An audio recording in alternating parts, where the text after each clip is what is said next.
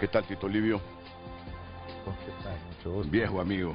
¿Cómo estás, desde niños? Yo le he dicho a Tito que ni él ni yo, Dios quiera, no nos muramos hasta tener la certidumbre que ese corredor logístico interoceánico de Honduras ha comenzado a construirse. En nombre de Dios. En nombre de Dios. Esa es la idea. En nombre de Dios, dijo don Miguel Ángel Gámez. ¿Qué tal, Miguel Ángel? Bienvenido, ingeniero. Es un placer tenerlo, como a Mario Lanza Santa María. Es el presidente de la Academia de la Ciencia de Honduras. Así Mi es. estimado, bienvenido. Siempre. ¿Y por qué el mapa? ¿Por qué no están los mapas aquí? Hoy hay que soñar en grande hoy. Y cuando yo escuché esa reunión del presidente Afura con Trump en Mar-a-Lago, en Palm Beach, la Florida, Estados Unidos, recientemente, que no fue que se comprometió a nada Donald Trump, pero por lo menos le mostró los mapas de este corredor logístico interoceánico de Honduras. Eso Bien. nos motivó y nos emocionó, realmente. Sí, sí, sí. Nos motivó y desde entonces estamos reunidos permanentemente, el grupo. Porque Héctor Manuel Zelaya pasó los 4 años hablando de lo mismo. Es decir, el sueño está ahí, pero yo lo que veo que no se encara con seriedad, porque sé que es un financiamiento de miles de millones de dólares. Pero el sueño hay que soñarlo bien, Renato, porque desde el diseño conceptual no era el adecuado y el correcto anterior. Pero lo veremos aquí, lo discutiremos aquí. Tito Livio, que es el ideólogo, y la mente ingenieril del ingeniero Gámez es importante. Porque lo hemos conocido, ingeniero doctor Mario Lanza, como canal seco, como ferrocarril interoceánico, y para usted ninguna de las dos cosas son exactas. Son diferentes. El corredor seco y el ferrocarril interoceánico es parte central de este megaproyecto que es el corredor logístico interoceánico. Correcto. Don Renato. ¿Cuántas décadas con esta idea, Tito Livio? 36 años. 36 años. Esto fue cuando estaba con el ingeniero Ascona, Sí. fue que se inició la idea y fue cuando aparecieron los barcos gigantes. En ese año, o unos 2 años antes, aparecieron los barcos gigantes que traerían esa cantidad de contenedores. Esa fue la idea que dio la profundidad de la isla de Amapala.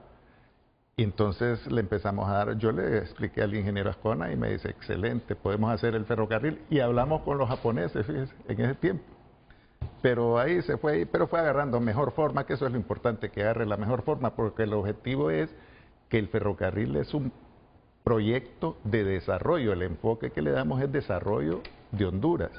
Porque solo hacer un ferrocarril no es en sí desarrollo, pero ya cuando se planifica para el desarrollo, ese es el objetivo. Ok.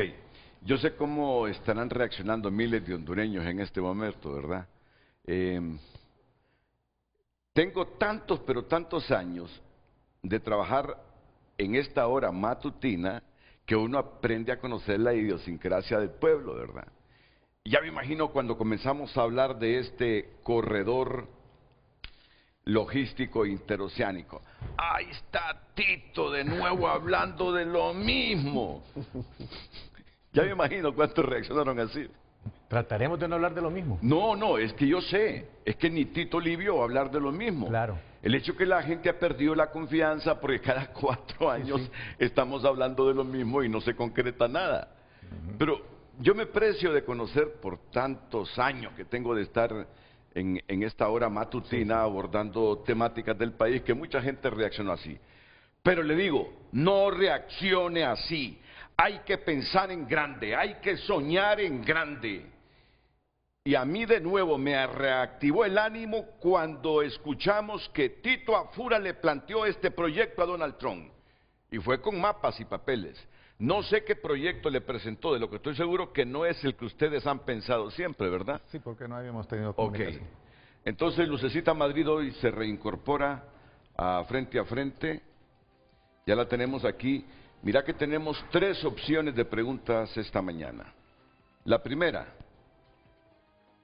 el corredor logístico interoceánico de Honduras es una apuesta concreta de desarrollo nacional. ¿O seguimos vendiendo un sueño que Honduras lleva décadas sin convertir en realidad? Solo es una opción. A ver, Muy bueno. ¿cuál de las tres les parece? Si hoy hubiera financiamiento sobre la mesa, ¿está Honduras realmente lista para ejecutar el corredor logístico interoceánico o volveríamos a tropezar con los mismos obstáculos de siempre? Y tenemos una tercera, que ya es más geopolítica. ¿Estamos ante una oportunidad histórica para cambiar el mapa logístico de la región o ante un anuncio sin respaldo financiero real? Yo ya tengo la mía. Me gusta la primera. La primera. Sí. ¿La primera? La primera, sí. Está bien. Ingeniero Gámez. La primera. Tito. La primera, pero todas son buenas. Todas son buenas, sí. Pero la Todas primera... muy buenas, pero la primera creo que encierra más. Y la Correcto. segunda y tercera, vamos a dar respuestas aquí. Ah, bueno, perfecto. Entonces nos quedamos con esta lucecita. El corredor logístico interoceánico de Honduras, una apuesta concreta de desarrollo nacional, o seguimos vendiendo un sueño que Honduras lleva décadas sin convertir en realidad. Qué lindo programa. A mí me gusta soñar. Mario, a mí me gusta soñar. Sí, sí, sí. Ingeniero Gámez, a mí me encanta soñar. Sí. Tito bien lo sabe. Solo como de inicio, mi mentor, desde los tiempos del presidente Callejas, mi mentor fue don Malio Martínez Cantor, A don Mario Martínez. que había sí. sido director o ministro de Consuplane, el Consejo Superior de Planificación Económica, y luego yo entré a trabajar con él a mis 20 y pico de años, cuando él era secretario, ministro de Planificación. Y esto se trata no del corredor logístico interoceánico de Honduras, sino de un plan nacional de desarrollo de largo plazo, ¿verdad? Con visión de país de largo plazo. Y alrededor de un plan nacional de desarrollo puede tener diferentes vertientes para ir haciendo las acciones contundentes, y el eje central del Plan Nacional de Desarrollo es el corredor logístico, porque también tenemos, esto impacta en la educación, en la salud, en la formación técnica profesional, en la logística, o sea, es un Plan Nacional de Desarrollo a largo plazo. Ok, entonces, aquí pueden ver ustedes el corredor logístico interoceánico de Honduras, un corredor logístico global, la iniciativa más ambiciosa de infraestructura en la historia de Honduras. Conectar el océano Atlántico con el océano Pacífico mediante un sistema integrado de transporte, energía y telecomunicaciones. Este es el tema de hoy. Ninguno de los cuatro está loco. Que somos soñadores los cuatro, lo somos.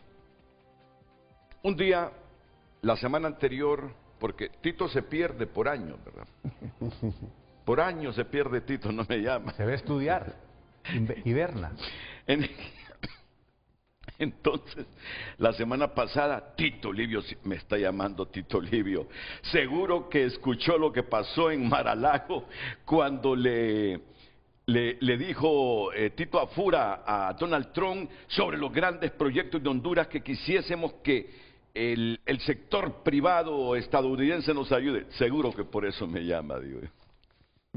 Agarro el teléfono. Hola, mi estimado Tito Livio. Mire, me dice, hay que retomar ese tema. Vamos a ir a la pausa comercial.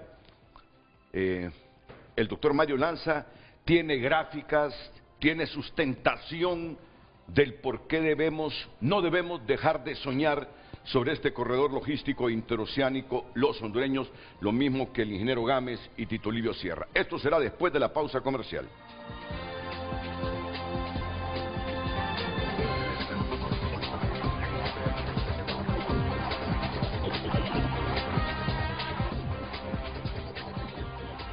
Las redes sociales son presentadas por La Curazao. Estamos mundialistas para equiparnos con Credi Oportunidad. Disfruta de beneficios exclusivos y compartamos juntos la emoción de cada partido.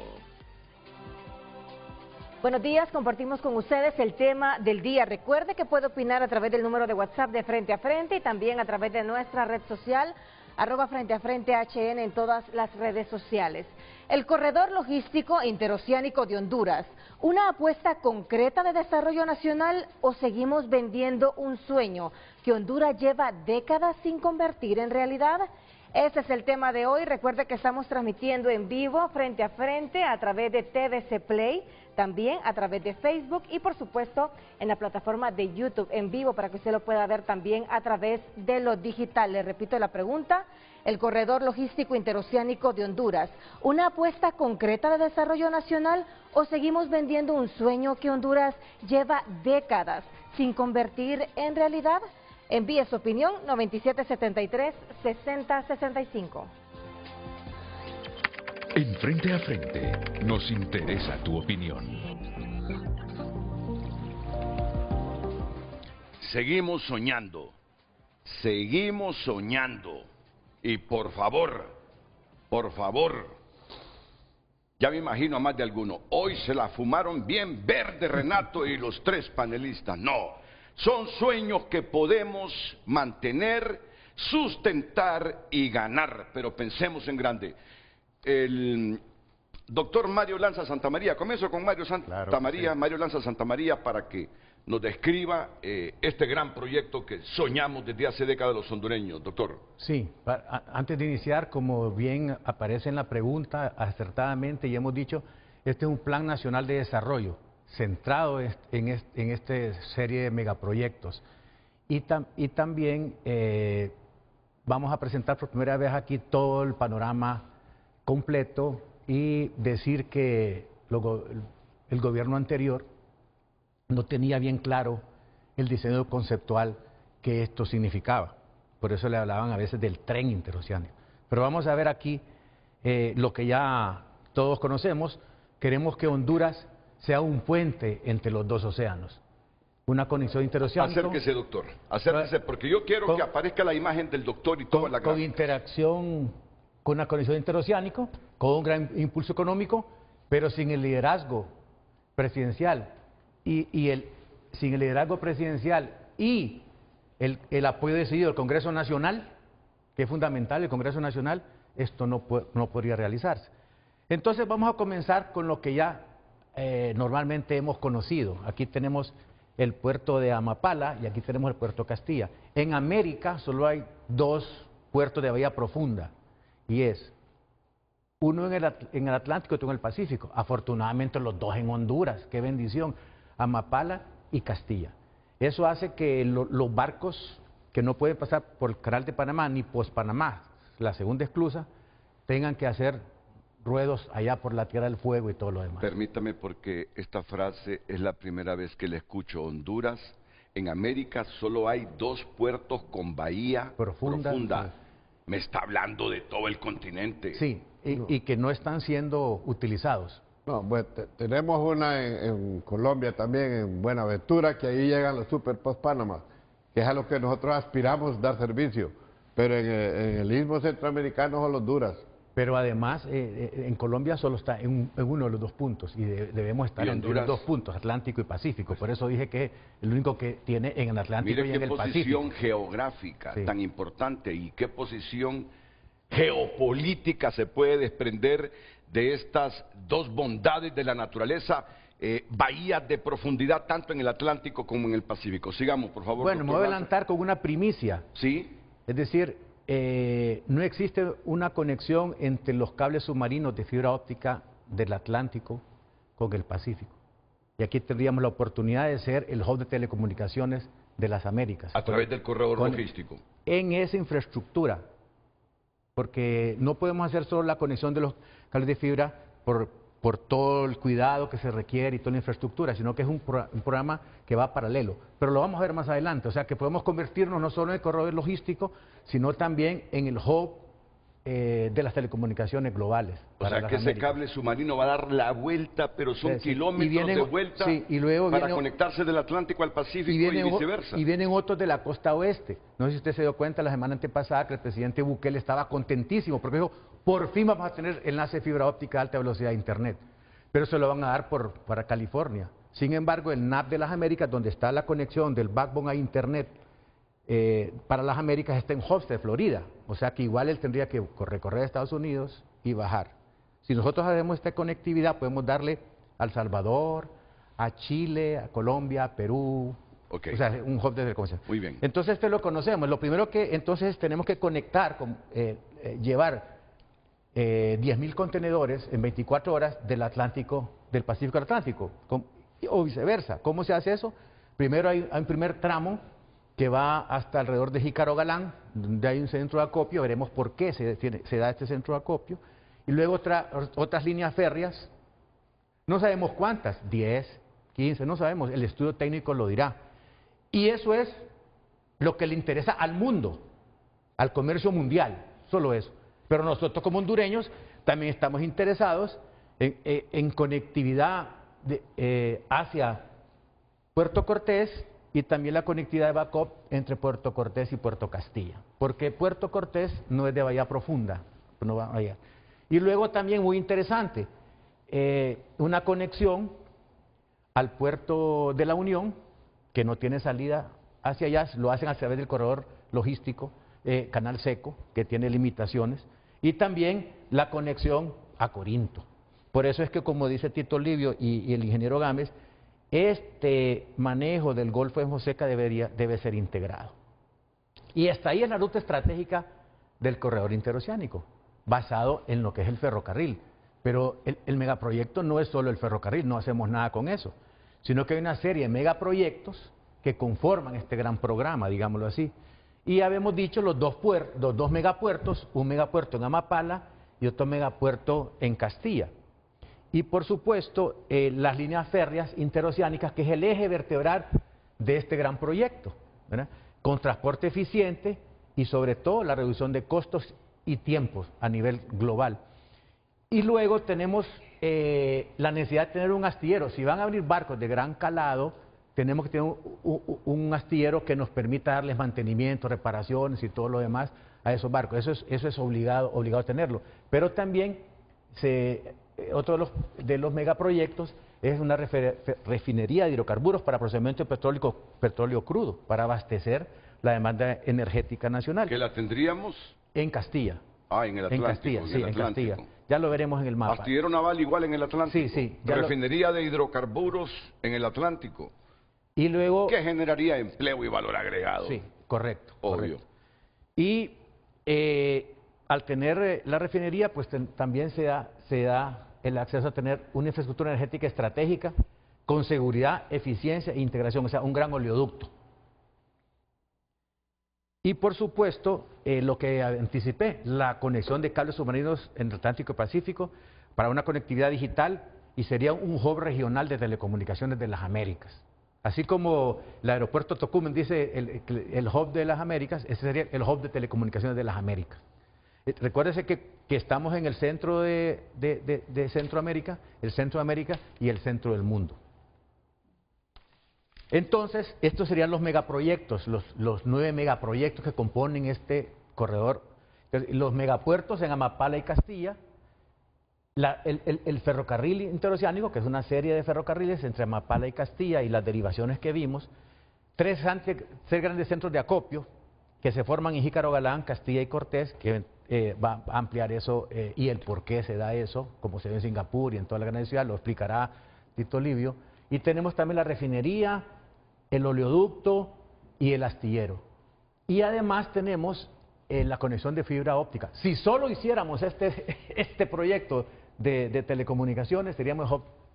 Pero no tiene sentido, como se ve en el otro mapa, que está allá, solo donde está el ingeniero Gámez, solo tirar la línea de fibra óptica requeriría demasiada inversión, seguridad. O sea, entonces, este es un proyecto paralelo que se hace en base a todo lo demás. Y luego tenemos que se forma de manera natural en San Lorenzo y Trujillo aeropuertos.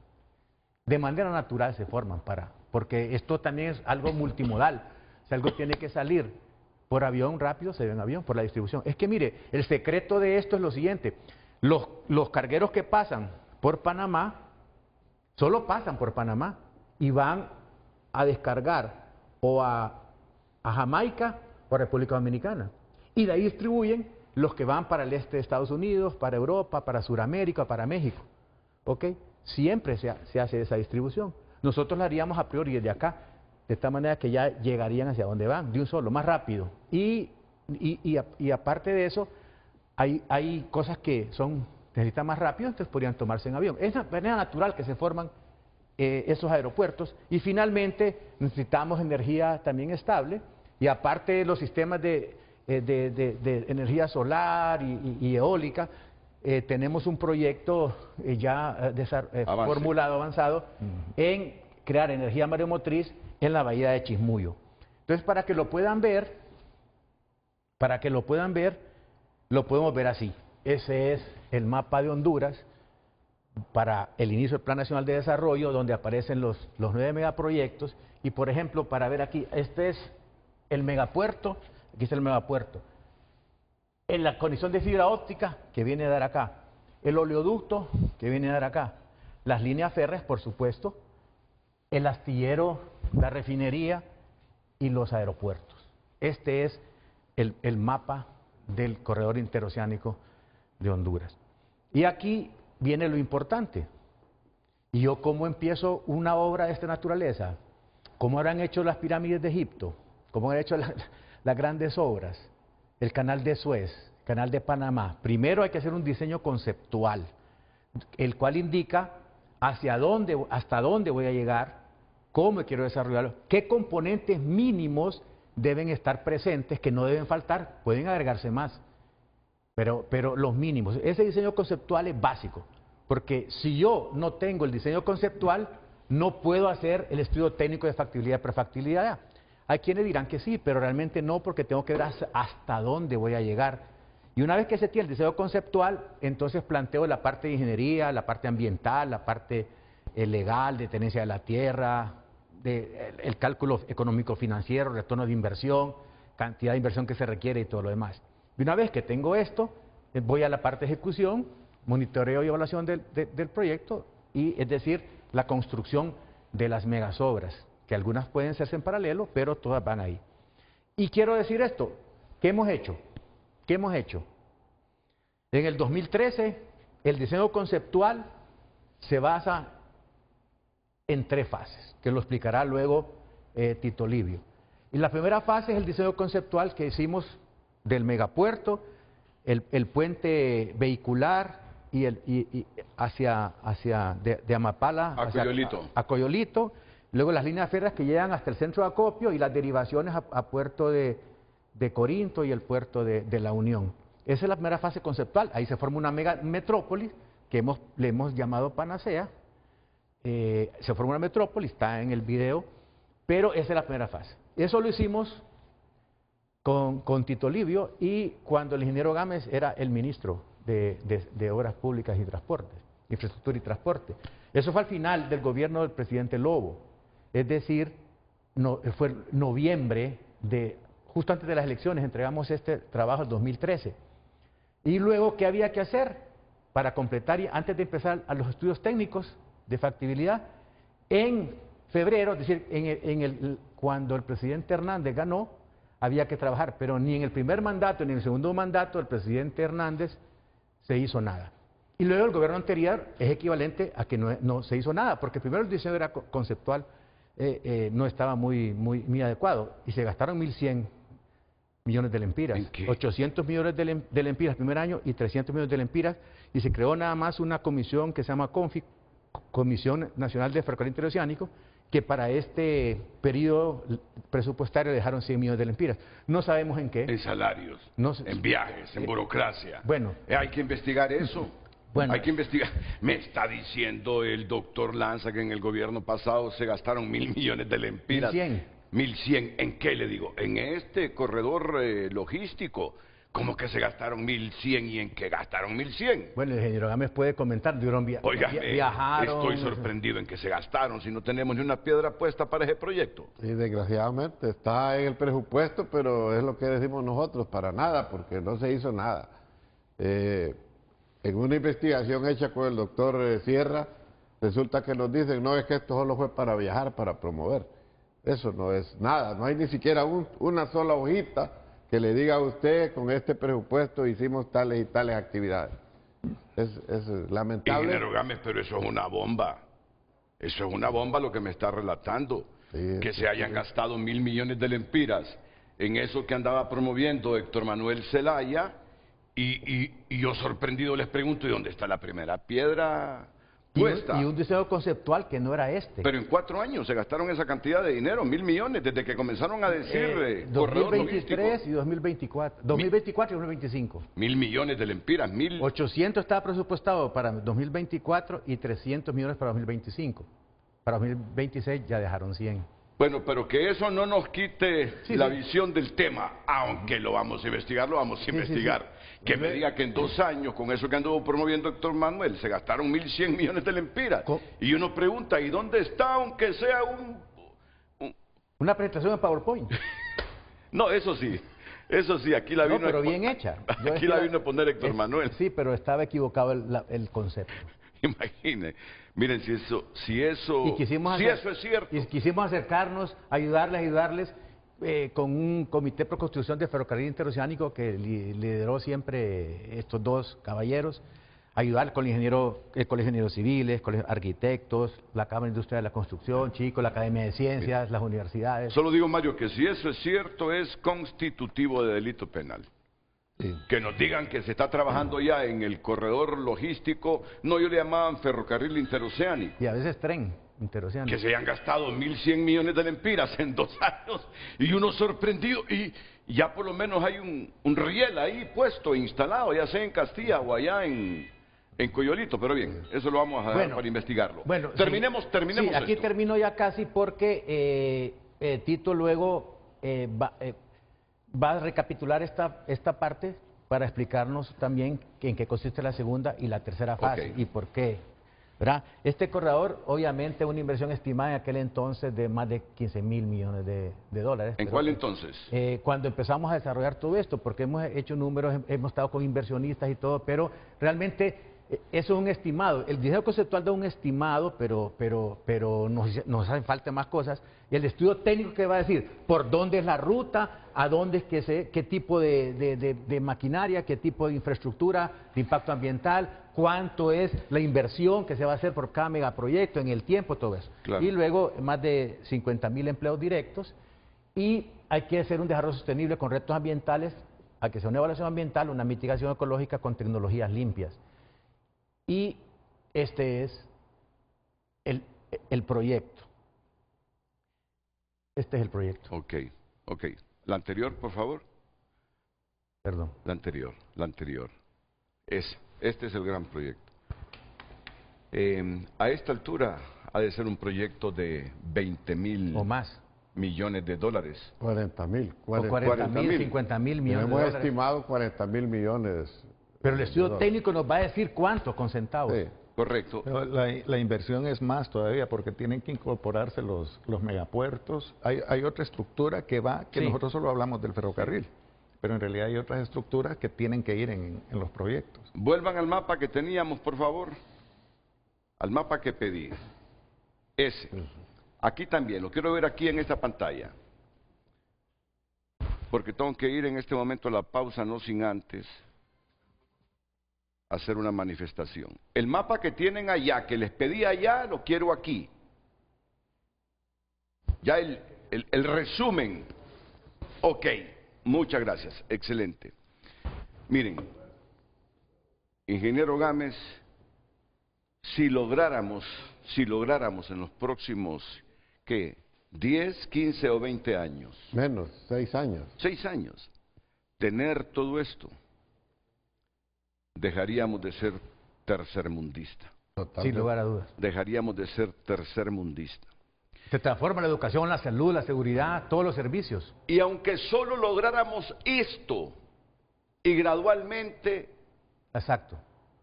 Fibra óptica, astillero y luego refinerías. Oleoducto.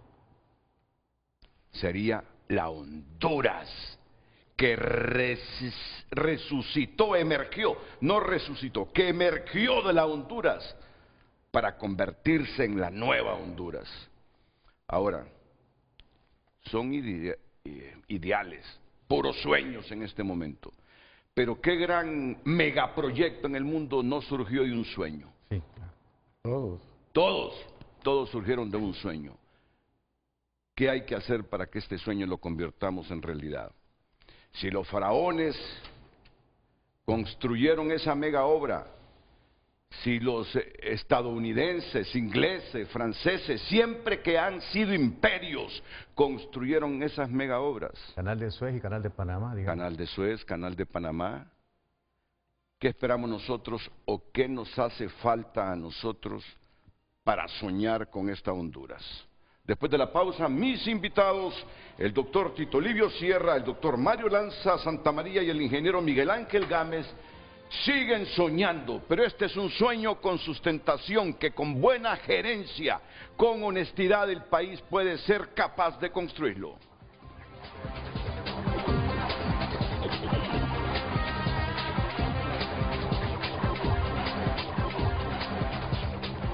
Las redes sociales son presentadas por La Curazao. Estamos mundialistas para equiparnos con Credi Oportunidad. Disfruta de beneficios exclusivos y compartamos juntos la emoción de cada partido. Gracias por opinar a través de nuestras redes sociales. Ismael Cepeda escribe, lastimosamente más de un siglo en tener una propuesta de conectar el Pacífico con el Atlántico, teniendo conexos con las zonas productoras. La mal llamada T de desarrollo se ha ido diluyendo en actos de corrupción o intereses de grupos y élites político-económico. Miguel Zelaya opina, la idea muy buena, las bananeras construyeron miles de kilómetros de línea férrea fueron destruidos, ahora se apuesta de nuevo por ello, irónico. Veo otro Trans 450 y nacimiento de nuevos millonarios, seguro del Partido Nacional, sacará el billete y seguirá siendo una ilusión y un robo más. Dice este televidente, Roberto Díaz opina, no hay que olvidar que no se pudo hacer ni el tramo del Trans 450.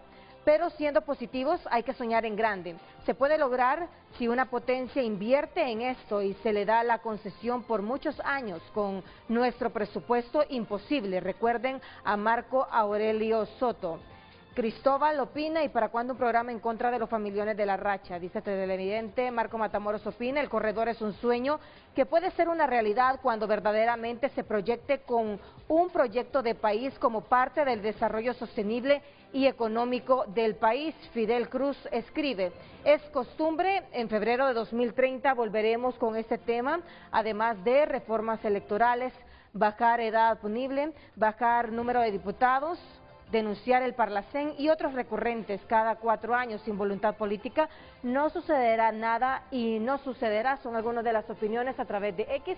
Continúo opinando a través de nuestras redes sociales. En Frente a Frente, nos interesa tu opinión.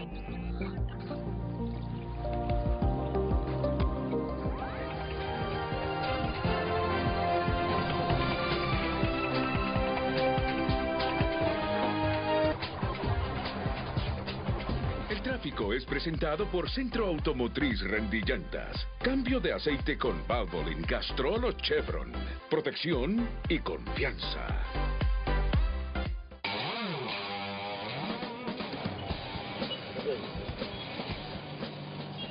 Buenos días, cuando son las 7:42 minutos, este es el tráfico vehicular que le mostramos a la altura de la colonia Cerro Grande.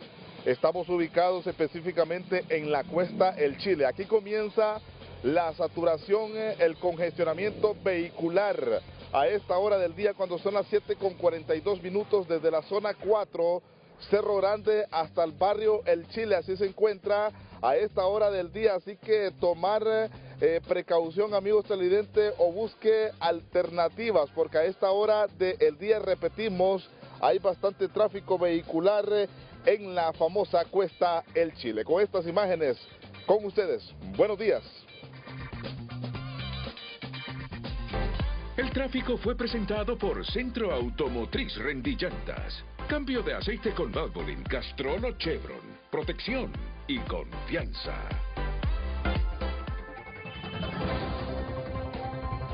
Hoy en tu nota es presentado por Farmafácil. Realiza tus pedidos con delivery gratis. Farmafácil.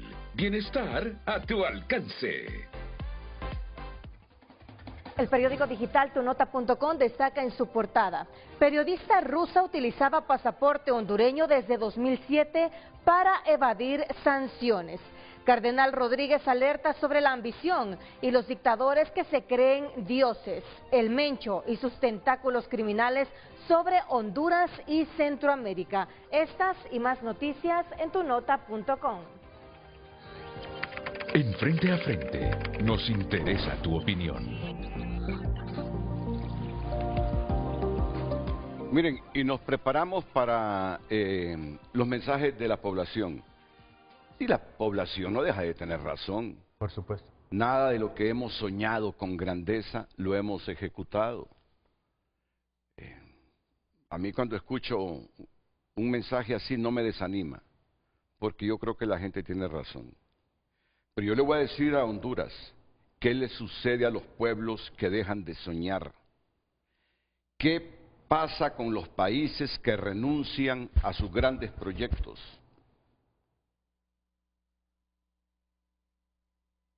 Profundizan su pobreza. Los países que no sueñan avanzan o se estancan. Los países que no sueñan avanzan o se estancan. Si no soñamos, seguiremos tal como estamos. Cuando una nación deja de soñar en grande, ¿qué futuro le queda? ¿Es mejor arriesgar y soñar en grande o resignarse a seguir igual como estamos en este momento? Ahora, para que los sueños se concreten se necesita decisión, plan y disciplina. Se necesita visión clara, voluntad política, recursos bien administrados, no ver esto como un botín para robar y qué provecho saco yo. Se necesita transparencia. Solo así es posible que los sueños se conviertan en realidad. Un sueño se convierte en realidad cuando pasa de discurso a cronograma, de intención a inversión y de promesa a ejecución. Los sueños no se cumplen con anuncios, se cumplen con gestión, control y resultados. Si yo me entusiasmé cuando Héctor Manuel Zelaya vino y expuso todo lo que afirmó sería posible para Honduras en cuanto a ferrocarril interoceánico. Si desde que Tito comenzó a soñar y otros antes de Tito, el doctor Lanza, el ingeniero Gámez, otros antes de ellos comenzaron a soñar en esto. Pero el país ha dado muestras de que tiene carencias enormes porque no ha sido capaz de soñar, ejecutar con transparencia, con disciplina, con honestidad. Y vean, hay centenares de megaproyectos en el mundo que se construyeron justamente así como estamos nosotros hoy.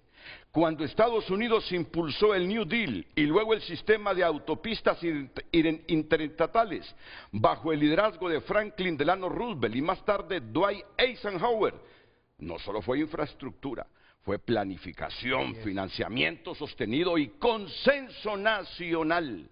Excelente. Cuando Panamá consolidó el Canal de Panamá, hubo décadas de planificación técnica, respaldo internacional y una visión de país centrada en logística global, lo mismito que estamos haciendo hoy nosotros. Cuando Corea del Sur decidió industrializarse en los años 60 y 70 bajo Park Chung-hee, apostó por megaproyectos industriales y portuarios que transformaron su economía en una generación. Correcto. Por eso cuando van periodistas, políticos, empresarios a Corea del Sur, vienen babeando. ¿Y cómo esta gente logró construir eso? Con sueños, con ideales, con disciplina. Y entonces, para que entre Tito y el ingeniero Gámez, ¿qué tienen en común todos estos casos que hemos mencionado? Los Estados Unidos, Panamá y Corea del Sur. Liderazgo con visión de largo plazo, instituciones capaces de ejecutar, continuidad más allá de un gobierno, transparencia y control para evitar colapsos financieros y alineación entre sector público y privado. Desgraciadamente nosotros en las últimas décadas hemos hecho lo contrario. Siga soñando, Tito Livio Sierra, que yo soy de los hondureños que quiere que usted no se muera si antes no mira ahí una línea o una piedra construida para este megaproyecto. Bueno, muchas gracias, don Renato. Fíjese que yo he llegado a una conclusión después de tanto tiempo, de 36, casi 37 años cumplo este año, de estar promoviendo este proyecto sin detenerme. Cuando me he detenido es porque me detienen los gobiernos. Pero ¿sabe cuál es la conclusión que he llegado? ¿Quiénes son los culpables reales? Los políticos. Desgraciadamente los políticos. Si el político no tiene visión, esto se hace a un lado. Fíjese que esa fase 1 que nosotros hicimos, la hicimos con el ingeniero Gámez porque él era ministro de Soptravi. Si él no hubiera sido ministro de Soptravi, nunca hubiéramos hecho nada. ¿Qué significa? Que él sí pensaba en eso. Probablemente Pepe Lobo también, porque fue en el gobierno de Pepe Lobo. Pero convencer a estos después, por ejemplo, convencer a Juan Orlando Hernández, que él estuvo cuando nosotros entregamos la fase 1.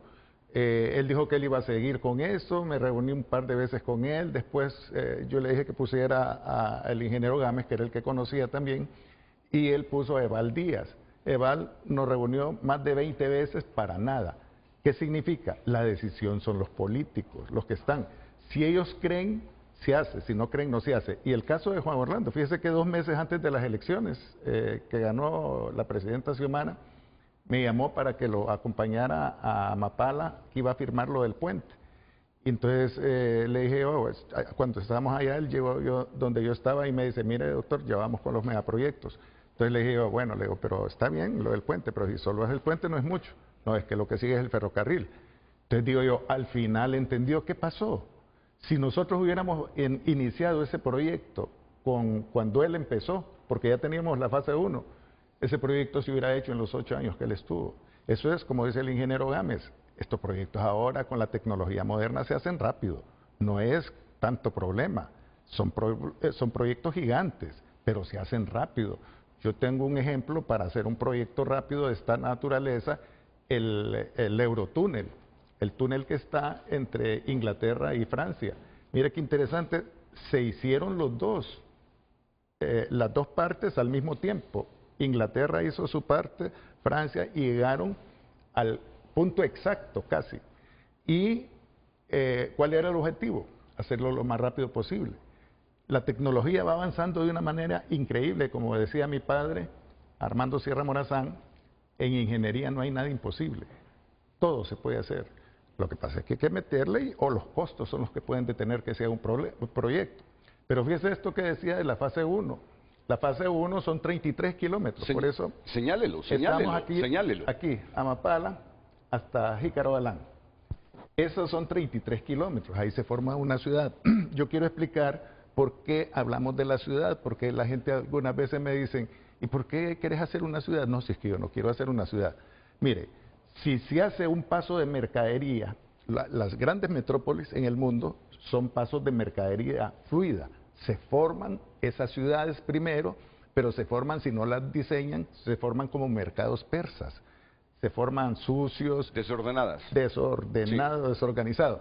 ¿Qué ocurre? Esas metrópolis que se formaron, el ejemplo principal es Nueva York.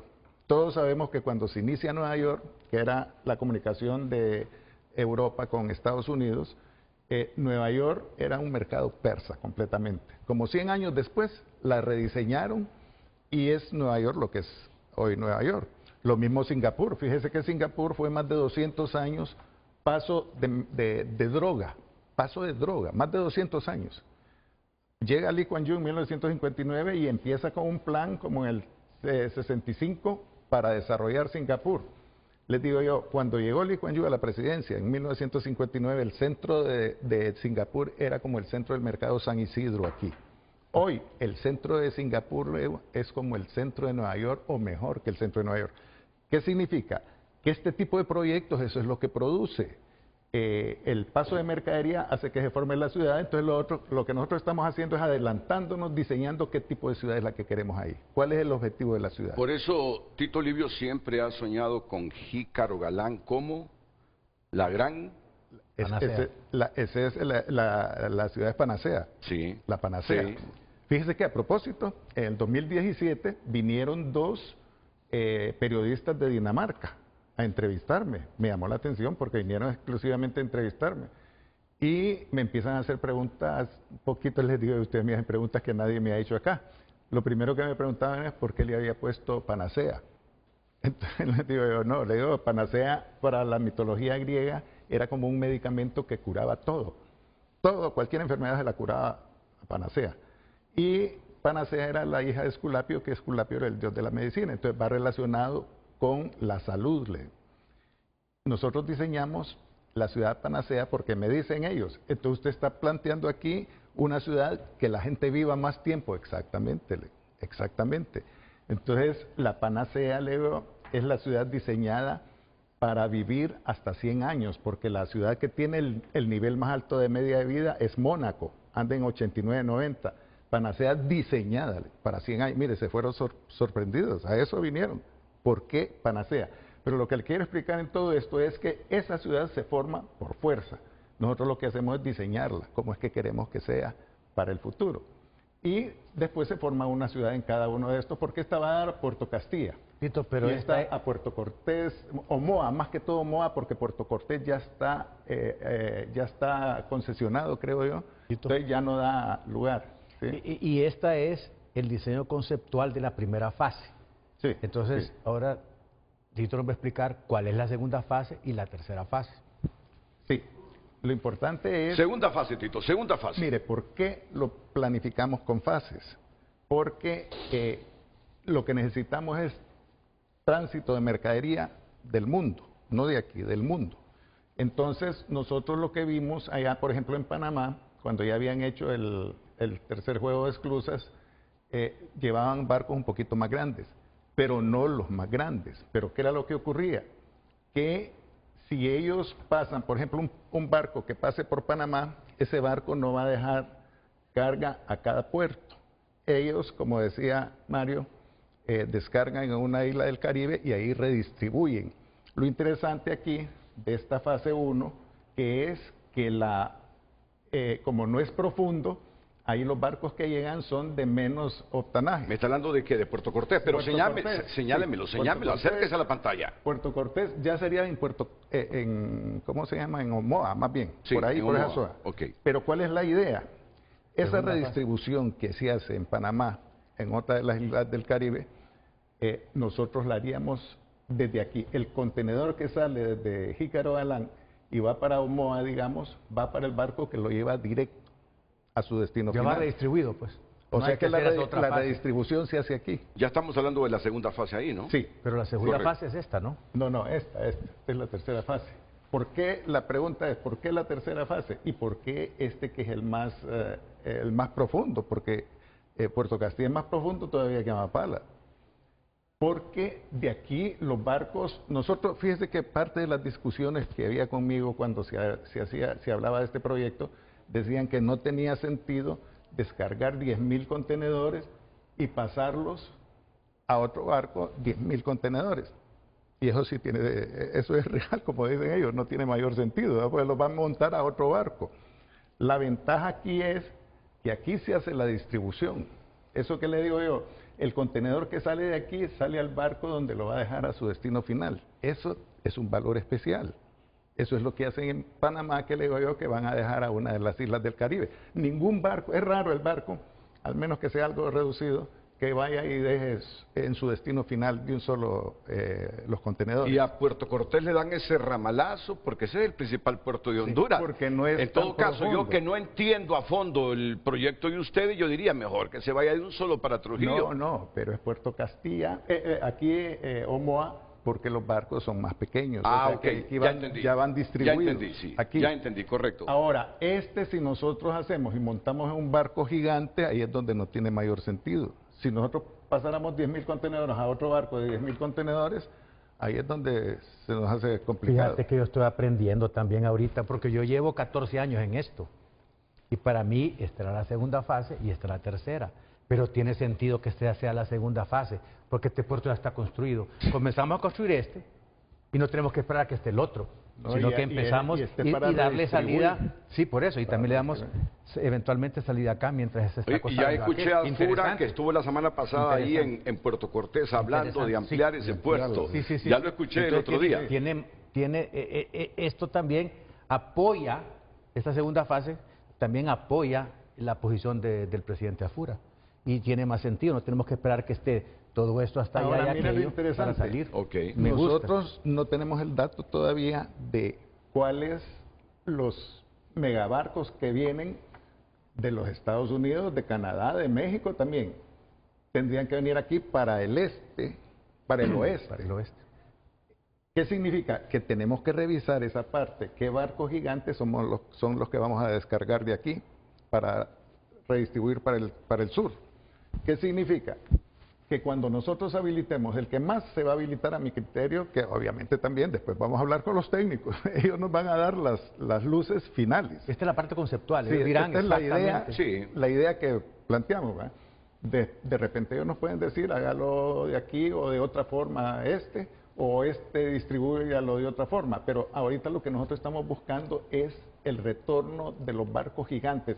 Lo que estamos evitando es que estos barcos se vayan a dar vuelta allá a Cabo de Hornos. Por ejemplo, la idea que nosotros tuvimos desde el principio aquí, ese barco gigante, fíjese que hasta se vuelve ecológico el proyecto, porque al que estamos deteniendo que vaya a dar esa vuelta gigante a Cabo de Hornos es a esos supercargueros. Nosotros le decimos, no vaya a dar la vuelta acá, véngase aquí nomás y aquí nosotros redistribuimos. Y Eso es todo. regreses incluso. Sí, y se regresa ahí para Asia. Entonces, todo esto lleva el sentido de eso, fundamental.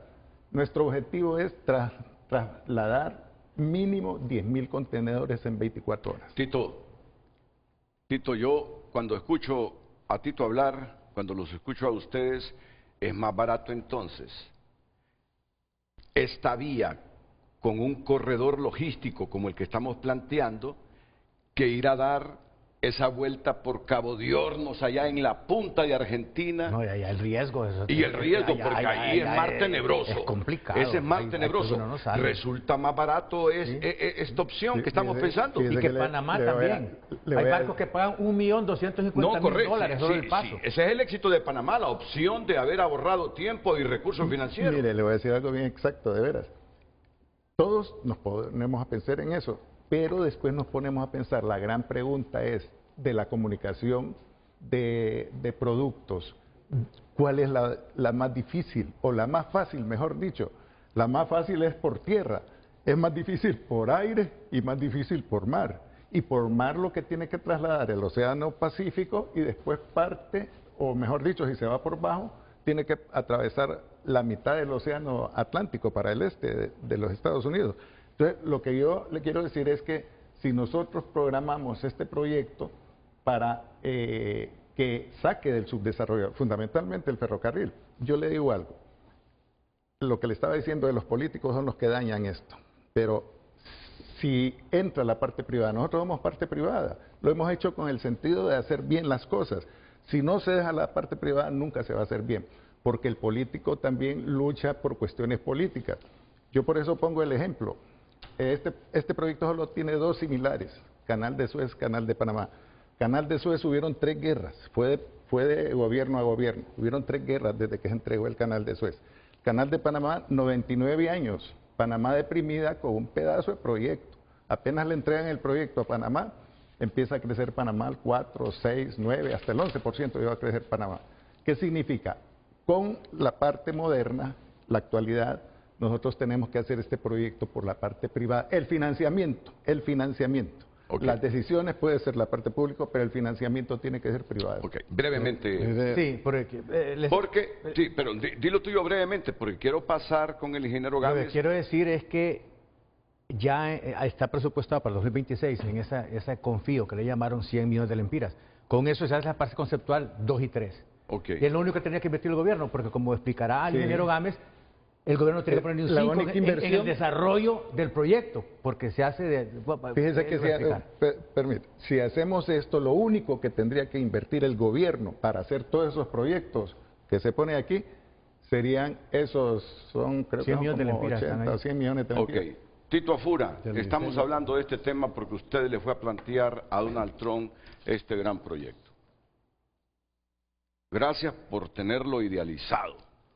Ahora demuestre que es un gran gerente y que va a comenzar este legado que le vamos a dejar a Honduras. Y miren, este proyecto solo es similar al canal de Panamá y al de Suez, ¿verdad? Sí. Y ya el de Panamá ya se quedó el agua limitado, el agua, ya no, todo ya eso, murió. por el cambio climático y todo eso. Vamos con los competidores de Honduras ante este proyecto que Honduras ha lanzado al mundo. Comencemos con Panamá, por favor. Comencemos con la primera fotografía de Panamá. El modelo, ya saben ustedes, canal interoceánico marítimo. ¿Cuál es la ventaja? Hay 3 fotografías para que las combinen. La ventaja es la ruta que consolida con infraestructura portuaria, logística y financiera robusta, nadie lo puede negar. El impacto es uno de los principales logísticos del mundo. Sé que usted va llegando a la capital de Panamá y mira ese centro financiero de Panamá y usted se pregunta, ¿y este es Centroamérica? Y es Centroamérica, pero pensaron en grande, ellos o los gringos. Los gringos. Ellos. Los gringos. Sí, Ellos pero porque- ellos también, No, ellos no, también. mire, los gringos tuvieron 99 años ese canal, no les interesó el desarrollo de esa zona. Por eso que yo estoy con este tema, tiene que ser financiamiento privado. Ok, la diferencia clave, Panamá no solo tiene el canal, tiene zonas francas, puertos modernos y servicios financieros integrados. Sí, esa capital de Panamá Y que Amapala también asombra tiene- toda Centroamérica. Amapala tiene zona franca, Bueno. tiene zona libre. Vamos a ver, el otro gran proyecto que pudiese convertir en el competidor de este corredor logístico de Honduras. El corredor interoceánico del Istmo de Tehuantepec en México. Vamos con las fotografías. Es un modelo que conecta puertos del Pacífico y el Golfo mediante tren y parques industriales.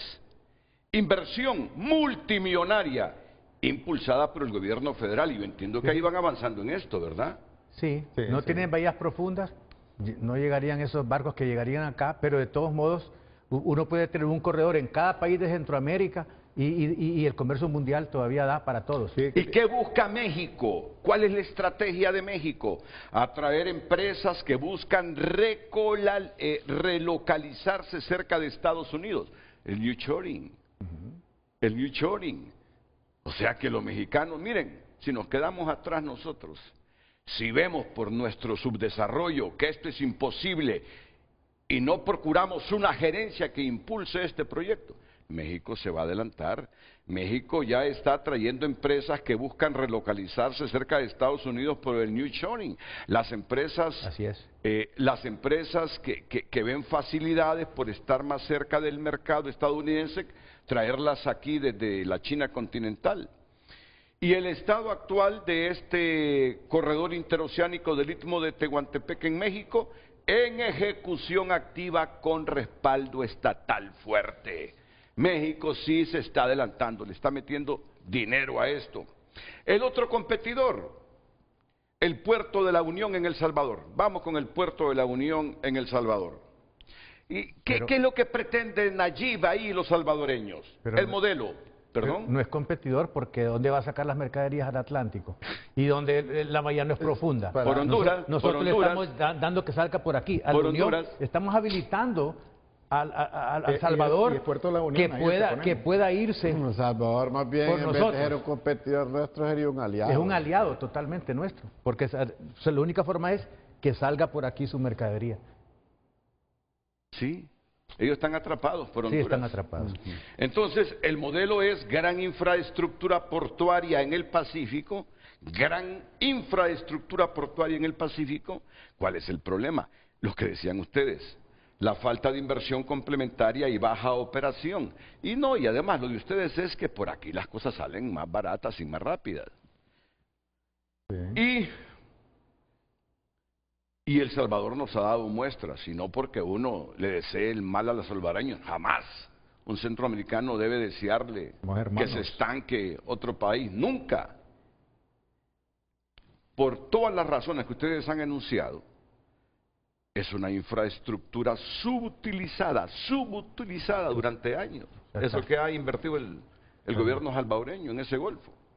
Ok, ingeniero Gámez, lo he visto silencioso, pero a usted le toca casi el resumen de lo que estos hombres han manifestado hoy. Será inmediatamente después de la pausa. Claro. Ni Mario Lanza Santamaría, ni Tito Livio Sierra nos van a quitar que usted entre en el próximo segmento. Gracias.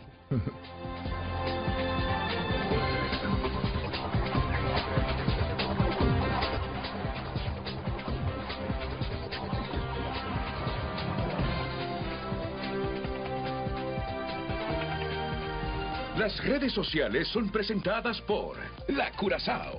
Estamos mundialistas para equiparnos con Credi Oportunidad. Disfruta de beneficios exclusivos y compartamos juntos la emoción de cada partido. Continuamos con más mensajes a través de WhatsApp. Opinan algunos televidentes. Gran proyecto. Lo apoyamos, doctor Tito Olivia. No solo Honduras saldrá beneficiado, sino toda Centroamérica. Soñemos en grande, o mejor, no soñemos. Opina ese televidente. Otra opinión. Muy buenos días, Renato y sus invitados. Lamento no le den también los méritos al doctor Nelson Ávila, quien desde hace más de 25 años él coordinó el semiperfil de ese megaproyecto. Inclusive se le presentó a diferentes países. Tito Oliva sabe, este megaproyecto es una gran solución a nuestro país. Felicitaciones a sus invitados. Otra opinión, Renato, me gustaría que hiciera un resumen de las grabaciones que usted tiene de esas promesas, que nunca cumplieron. Ojalá que este gobierno haga algo. Escriben más mensajes. Vamos a ver, una cosa es soñar y otra es ser realista. No se puede generar y atraer inversión cuando se tiene un gobierno que se robó las elecciones y con un partido que ha sido corrupto en su historia. A través de X también opina Carlos Hernández. Pregúntale a los especialistas el por qué fracasó el tren interoceánico de México, sí, y por qué en Honduras sería diferente. Con mucho respeto, pero es pura emoción el programa de hoy. Hemos visto desfilar estos proyectos. David Murillo opina, primero se debe tener un puerto que sea por lo menos decente en el sur para poder ser viable y factible este proyecto, si no será una infraestructura abandonada. Alejandro escribe, dice 6 años ese proyecto y ya van 4 y no se ha terminado de pavimentar la carretera Danlí, no digamos el Trans 450. Sandra escribe, este proyecto siempre ha sido un sueño, pero con las personas idóneas se puede lograr. Ver al ingeniero Gámez dentro de este equipo nos llena de esperanza, ya que es un profesional de primera, que con su experiencia, estudios y conocimientos sobre el tema puede lograr ese gran objetivo. Gumercindo Hernández escribe, excelente sueño, esperamos que no quede solo en eso, ahí habrá generación de empleo para nuestro pueblo, pero nunca se olviden, queremos juicio político para los enemigos de la democracia. Cuidado con pactos políticos, ya sabe, ellos no se andan con papadas. Escriben los televidentes, gracias, continúa opinando a través de nuestras cuentas. En Frente a Frente, nos interesa tu opinión.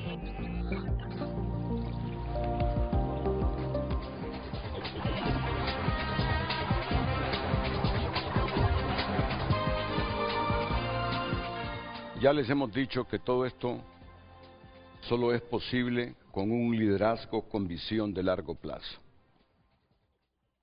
Instituciones capaces de ejecutar continuidad más allá del gobierno, transparencia y control para evitar colapsos financieros y alineación entre sector público y privado.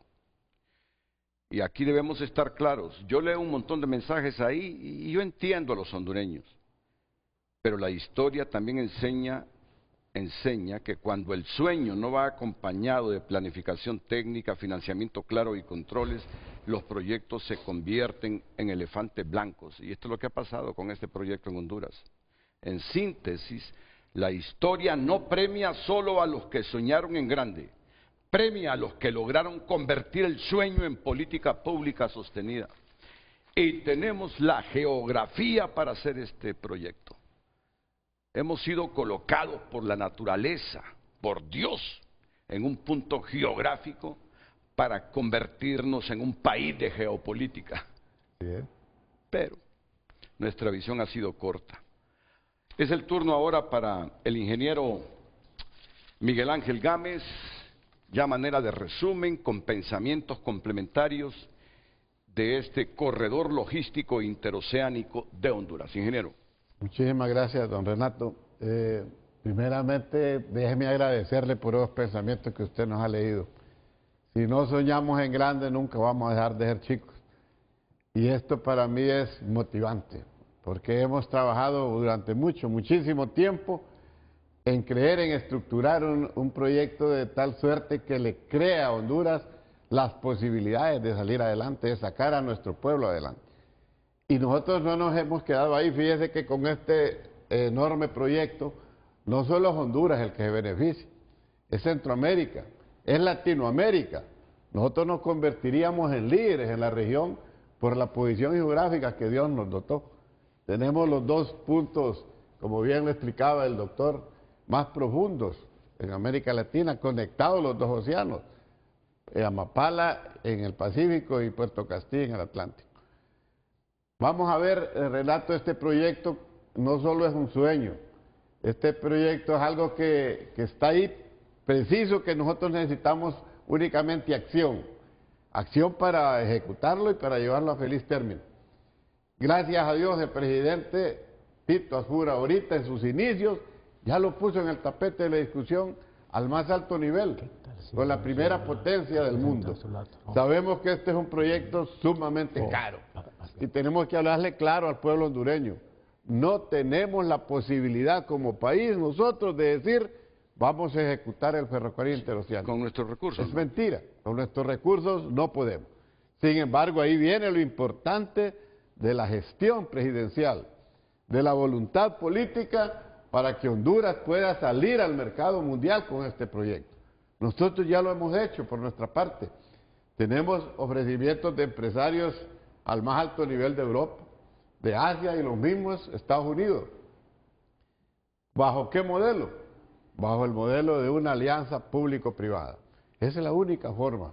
La única forma es que usted motive al capital internacional, a esa gran iniciativa internacional, para que vengan y hagan el proyecto. Porque nosotros lo que tenemos que presentar es nuestro diseño conceptual, que sepan ellos las bondades del proyecto y bajo esas bondades vengan y les interese el mismo. Mire, ahorita en el mundo se ha creado la empresa más grande de contenedores a nivel global. Una empresa asiática que compró las dos más grandes que había en su momento en Europa y ahora, no digo los nombres para no crear aquí cosas que hayan sesgos de alguna otra naturaleza. Esa empresa es la número 1 en el mundo. No, dígalo, no se preocupe por la reacción que pueda haber. Bueno, se llama COSCO, es la empresa más grande de contenedores en el mundo. Fabrica también los barcos portacontenedores que en aquel momento, cuando iniciamos con el doctor Tito Livio, él hablaba de 10.000 contenedores. Ahora llevan 24.500 esas máquinas. Oiga bien, más del doble de lo que empezó en aquel momento. Y esos supercargueros solo pueden ingresar a bahías profundas. A bahías profundas, correcto. Y eso solo Honduras lo tiene, por la bendición de Dios. Dicen, nosotros no podemos competir con Panamá. No, si nosotros no vamos a competir con Panamá, somos simplemente complemento de Panamá. Ahorita los supercargueros, yo le decía a usted antes de iniciar el programa, solo llegan a Buenaventura, Colombia, allá se quedan. No puede subir, porque a Panamá no puede llegar, no tiene posibilidades. Honduras tendría esa gran posibilidad. Pero ¿quién le va a decir a usted, don Renato, sí voy a invertir 1.000, 100, 200.000, no sé cuántas cantidades de dinero en ese proyecto? El estudio final de ingeniería. Y eso es lo que nosotros estamos apostando, a motivar cuando tengamos el diseño conceptual que sueña el doctor Tito Livio Sierra y lo tengamos listo, Honduras salga al mundo y diga, mire, aquí tengo este proyecto, se lo ofrezco. Vaya usted Costco, vaya usted Maersk, vaya usted Evergreen, la que sea, y haga su estudio final de ingeniería y diga, yo voy a hacer el ferrocarril interoceánico en Honduras. Y una vez que haga este ferrocarril interoceánico conectado con 2 superpuertos, viene, mire, todo este derrame de proyectos para Honduras que nos va a convertir realmente en una potencia. Y miren, y no hay ninguna contradicción cuando él dice ferrocarril interoceánico. Y el doctor Mario Lanza habla de corredor logístico interoceánico de Honduras. Es que el corredor logístico es más amplio. Es todo esto. Es más Y amplio. el ferrocarril es el eje central. Correcto. Entonces, están hablando el mismo lenguaje ambos, sí. Exactamente, el ferrocarril es como quien dice la columna vertebral Así es. de este gran desarrollo. Y lo demás que venga por inercia. Exactamente, lo demás viene por inercia. Yo siempre les pongo un ejemplo a los amigos, cuando incluso hacemos charlas de este proyecto. A mí me tocó ir a construir el puente Guasable, cuando se lo llevó el huracán. Ahí no había puente, entonces la gente circulaba en medio del río con cargas en su cabeza. Y la gente del sur no me deja mentir cuando yo digo esto. Se formó en aquel momento en Guasable un gran centro comercial que la gente le llamaba Cholutequita. Pero allí en Cholutequita le vendían a usted de un Alka-Seltzer, desde una pastilla para el dolor de cabeza hasta un gin, hasta una refrigeradora. Era tremendo aquel montón de negocios que había. ¿Por qué? Porque ayer era el paso obligado de mercadería. Fíjese, una cosa chiquitita a una cosa gigantesca como esta. Pero así es como se van formando las grandes urbes en el mundo. Y nosotros tenemos esa gran posibilidad del sur y el norte. Desarrollar grandes centros comerciales. Ahora, nosotros estamos proponiendo esto. Nosotros vamos a hacer esta gran propuesta con un diseño conceptual, pero lo que finalmente va a quedar, lo que finalmente se va a ejecutar, ¿quién lo va a decidir? La gran empresa mundial. Esa empresa que mueve 24.500 contenedores y que necesita pasarlos en menos de 24 horas. Porque el canal de Panamá, obligadamente, del tamaño del barco que sea, se tarda eso, 24 horas en cruzarlo. Aunque es más corta la distancia, nosotros con un tren de alta velocidad estamos pasando esa cantidad de contenedores, don Renato, en 8 horas. Con un tren de alta velocidad, también no es cualquier ferrocarril, ¿verdad? Esa es la tecnología que hay ahora en el mundo, las nuevas tecnologías. Esto lo construyen rápidamente. Mire, cuando nosotros propusimos este proyecto con el doctor Tito, el gobierno, el presidente Lobo, vino el vicepresidente de la empresa más grande del mundo, a Honduras vino, de la CHEC, que es la empresa más grande en obras marítimas en el mundo. Vino y le dije al doctor Tito y al presidente Lobo, yo era en aquel momento el ministro Sotravi, este proyecto chiquito, pero bonito es. Fíjense qué expresión, para ellos eso chiquito, pero bonito. Porque en aquel tiempo el costo era 15.000 millones de dólares. 30. Ahora y aún así le pareció poquito. Le pareció poquito, chiquito, pero bonito. Entonces, se imagina esas grandes empresas, para ellos esta inversión es muy poco, pero para nosotros es gigantesco. Y lo que va a producir para América Latina este proyecto es algo extraordinario. Extraordinario, porque va a generar para Honduras 800.000 empleos. 800.000, ¿qué le indica a usted eso? Que vamos a tener empleo para todos los hondureños, incluso habría hasta que venir de los demás países de Centroamérica a apoyar este gran desarrollo. Y por eso yo me siento en esta mañana muy emocionado con esta oportunidad que usted nos ha dado, don Renato, al saber que nuestro presidente, iniciando su gestión, lo ha planteado al más alto nivel. Y cuando hay voluntad política, significa que sí podemos llevar a cabo una empresa de esta naturaleza. ¿Qué tan viable es que Estados Unidos participe en el financiamiento de un proyecto de esta magnitud, ingeniero Gámez? Debería. Más bien Estados Unidos, como nuestro principal socio, debería de interesarse en hacer el proyecto. Pero para nosotros, en nuestro análisis interno, nosotros creemos que debe ser una inversión conjunta.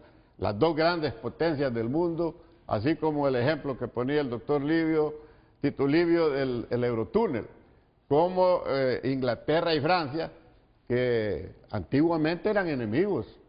Usted sabe la guerra que tuvieron entre Francia e Inglaterra. Y mire, el Eurotúnel los ha unido de una manera extraordinaria, avanzando uno en una dirección y el otro en la otra. Y fue tan impresionante, cuando se hizo el Eurotúnel en la época del 90, todavía no había los GPS que ahora hay. Y la desviación que hubieron Fueron tan excelentes los ingenieros franceses e ingleses que se desviaron apenas 12 centímetros. Cuando él dice eso es porque Francia comenzó a construirlo y simultáneamente Inglaterra. Y obviamente dar con el sitio de unión exacto entre ambas naciones era difícil. 12 centímetros. Pero la diferencia fue de 12 centímetros, lo corrigieron rápidamente, costó un poquito más, pero lo corrigieron. Y fue tan impresionante que cuando abrieron el túnel de servicio, sacó la mano el ingeniero francés y el ingeniero inglés. Y le dijo, bienvenido a Francia, le dijo uno, y el otro, bienvenido a Inglaterra. Y estaban en territorio inglés. Ustedes han escuchado hablar del Eurotúnel. Es un túnel debajo del mar con profundidades de hasta ¿cuántos metros? No, 72 metros. ¿Cuánto? 72 metros por debajo del mar. Tiene 34 kilómetros. ¿no? Son 50.5 kilómetros el Eurotúnel por todo. Y une 31, por ferrocarril a ambas naciones. Esa es una obra majestuosa, impresionante, entre dos países. Don Renato, ¿y usted sabe quién fue el primero que habló de ese Eurotúnel? ¿Quién? Napoleón Bonaparte. Napoleón Bonaparte, el que habló del Eurotúnel en la época fue Napoleón, que dijo que los ingleses eran casi invencibles en el mar, pero si nos metemos por bajo de los dos. Pero mire qué ingenio. ¿eh? Claro, claro. ¿Quién habló de los empleos que esto podría generar? Si el canal se consolida, si este corredor se consolida, ¿cuántos empleos reales podría generar y en cuánto tiempo? Son 800.000 empleos. Directos. Sí. ¿Se imaginan ustedes? Impresionante.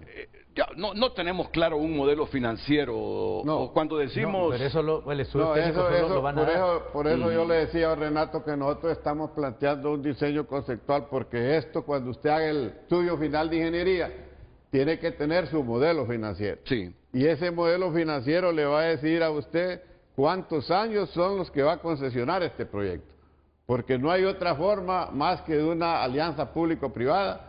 Y esta alianza público-privada le tiene que decir a usted si son 20, 30, 40, 50 años los que va a tener esa empresa bajo su control, la operación y mantenimiento de este proyecto. Miren, y no estamos hablando o no estamos sobredimensionando el alcance de este sueño.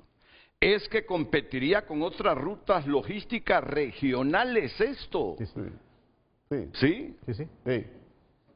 Y para todos da. Puede haber un ferrocarril en cada país de Centroamérica y no damos abasto al comercio mundial. ¿Qué les parece? ¿Qué les parece? Seguimos soñando, presionando y concienciando al presidente Alfura para que no se quede atrás con este megaproyecto. Después que estuvo ahí en Palm Beach, en Mar-a-Lago, donde tiene la residencia Donald Trump, no hay información de la respuesta de Donald Trump. Pero por lo menos ahí le mostró mapas Tito Alfura sobre el proyecto que no solo va a beneficiar a los hondureños, sino que al propio país de Donald Trump y al continente. Y las grandes potencias mundiales, sobre todo Estados Unidos, entiende que esto es un plan nacional de desarrollo, que no solo va a ser para Honduras, sino para la región centroamericana. Y no solo se trata de la parte legal de ingeniería, sino que ciencia, tecnología e innovación para el desarrollo de Honduras. Y el dato importante, don Renato, en los Estados Unidos y específicamente el presidente Trump ha estado peleando, si se puede mencionar la palabra, para evitar la inmigración irregular a Estados Unidos. ¿Por qué se va el hondureño, el nicaragüense, el salvadoreño, el guatemalteco allá? Por falta de empleo, falta de oportunidades. Este proyecto vendría a crear enormes oportunidades de empleo, con lo cual evitaría ese flujo también irregular de personas para allá, porque tendríamos aquí mejores condiciones de vida. Don Renato, fíjese que hay un país que tiene estos mismos proyectos que nosotros estamos planteando acá, y es Singapur. Singapur tiene el segundo puerto de mayor flujo de mercadería del mundo, solo Shanghái tiene más que Singapur. Tiene una de las refinerías más grandes del mundo y tiene un astillero. Mire qué interesante. ¿Y saben qué lo fundamenta? En la posición geográfica. Así fue el inicio de las ideas de esos proyectos. Mire, nosotros no lo copiamos de Singapur, hasta después me di cuenta de eso. Pero digo yo, lo que define es que tenemos razón lo que estamos planteando, porque es por la posición geográfica también. Y esta pregunta es lógica que la formulemos, es lógica. Porque como se trata de una alianza público-privado, existe el riesgo de un endeudamiento excesivo del país, o los resultados del mismo proyecto como tal nos tienen asegurado que cualquier préstamo al que nos comprometamos lo pagamos. No, esa es la gran ventaja de la alianza público-privada. Que usted pone un bien o un servicio del Estado en manos del privado. Y aquí ellos dan el pisto. Ellos dan el no pisto. necesitamos nosotros Honduras endeudarnos. no tiene que poner dinero. Así debe Aquí ser. el riesgo se minimiza. Por eso es bien Correcto. importante, mire, Correcto. el análisis de la alianza público-privada. Por eso yo le decía que bajo la concepción de hacer un modelo financiero apropiado para Honduras, es el que le va a decir a usted cuántos años le va a concesionar ese proyecto. Y esta es una pregunta miedosa. Pero es que yo estoy igual que los televidentes. Correcto. Yo estoy igual que los televidentes con los mensajes, algunos mensajes, ¿no? De que no creen en nada, que el país es incapaz de hacer algo grande. ¿Tenemos institucionalidad suficiente para manejar un proyecto de esta escala sin repetir errores del pasado? Me gustaría que el ingeniero Gámez hablara un poquito sobre ese tema. Sí, tenemos la gente preparada, don Renato, tenemos profesionales brillantes. Bueno, aquí está el doctor, un científico. Tenemos gente muy preparada en Honduras que conoce y que ha estudiado fuera del país.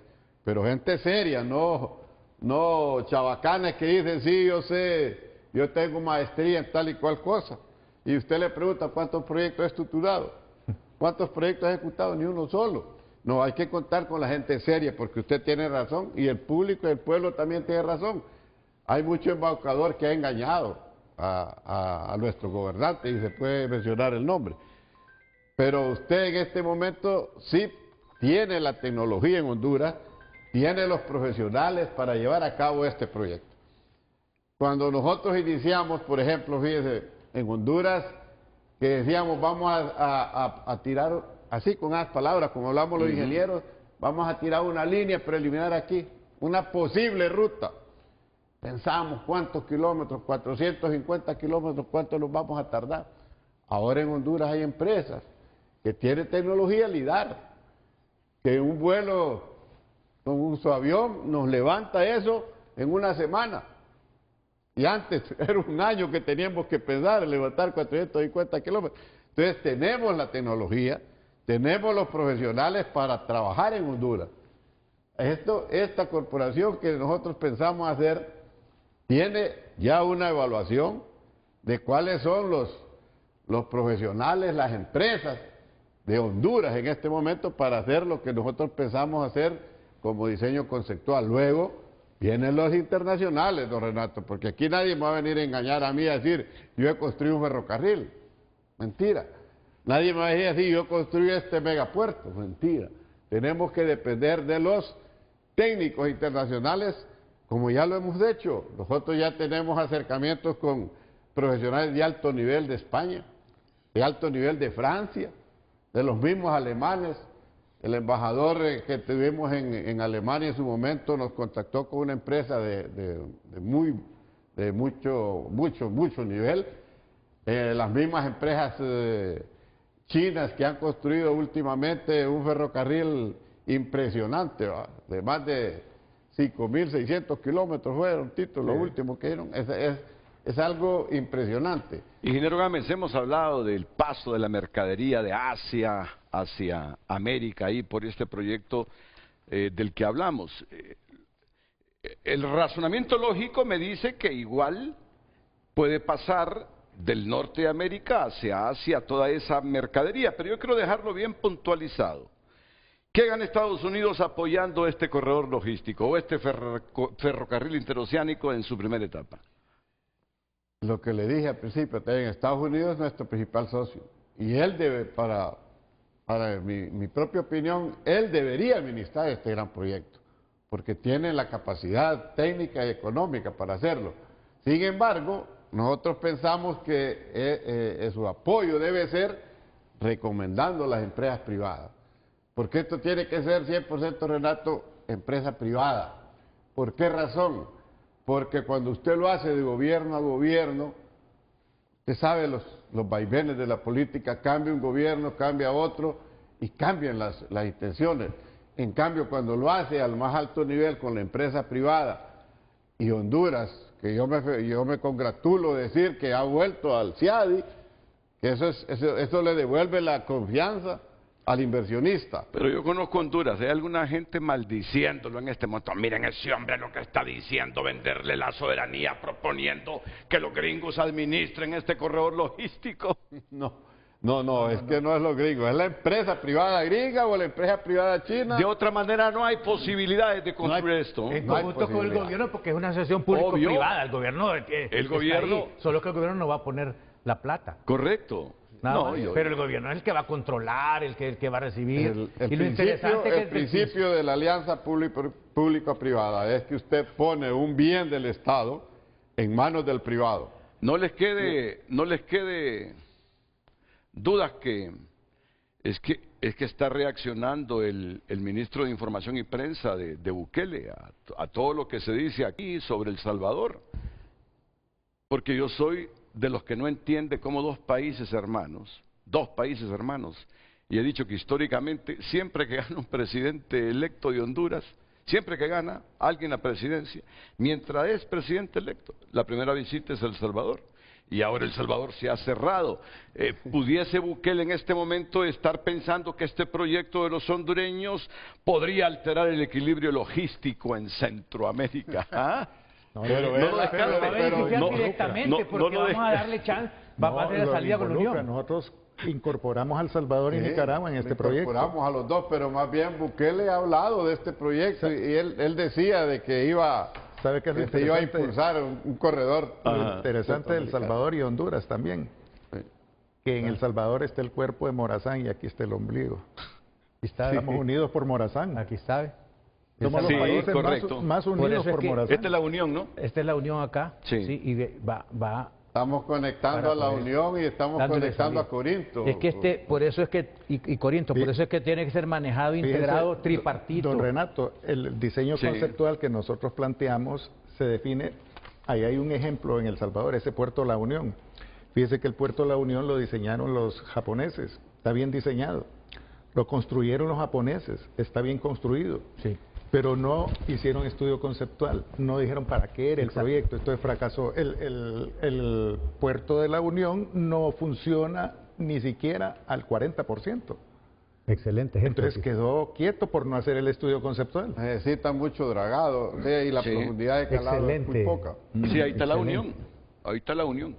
Miren, hay que reactivar e impulsar los acuerdos Sí. entre Nicaragua, Honduras y El Salvador en ese Golfo. Sí. Es fundamental eso. Este proyecto une los tres países en el Golfo. Como digo yo, los tres países somos los dueños del Golfo.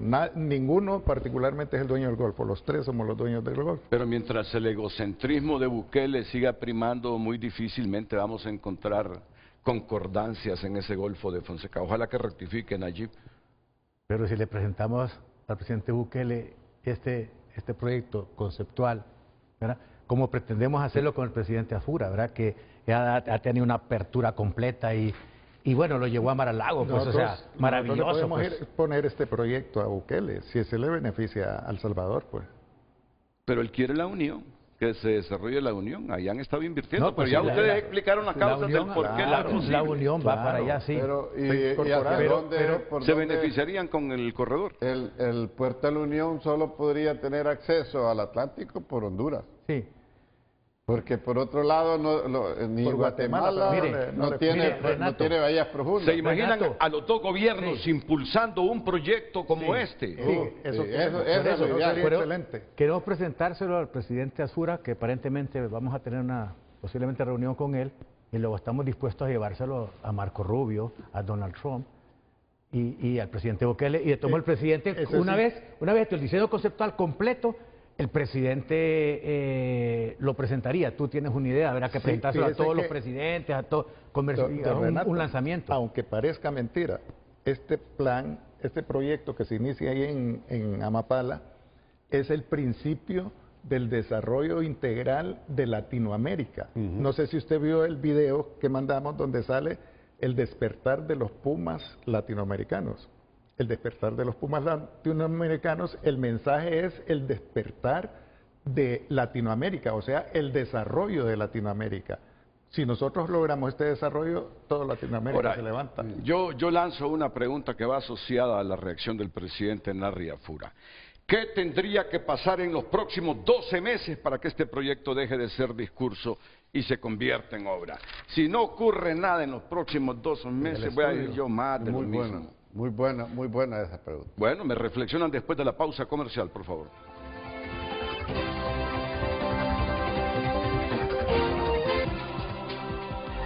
Las redes sociales son presentadas por La Curazao. Estamos mundialistas para equiparnos con Credi Oportunidad. Disfruta de beneficios exclusivos y compartamos juntos la emoción de cada partido.